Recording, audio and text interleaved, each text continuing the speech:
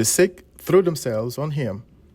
Mark tells us that the sick pressed upon Christ, or literally threw themselves on him so that he might heal them.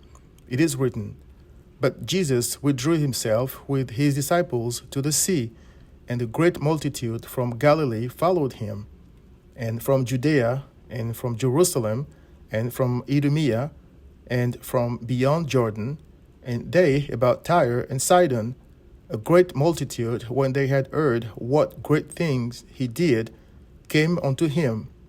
For he had healed many, insomuch that they pressed upon him for to touch him, as many as had plagues.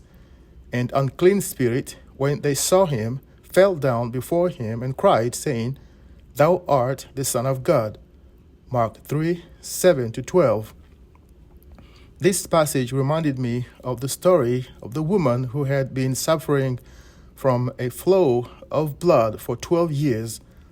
She approached Christ, convinced that if she could only touch his garment, she would be healed. Matthew 9:20-21. She touched Christ and was healed. Verse 22.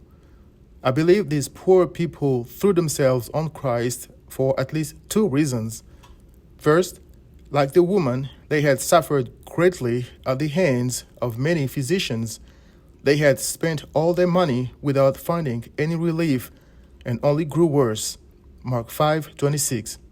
To the point where death became their only hope for deliverance. That's when Christ came to freely pull them out of their misery. So they threw themselves on him. Why not?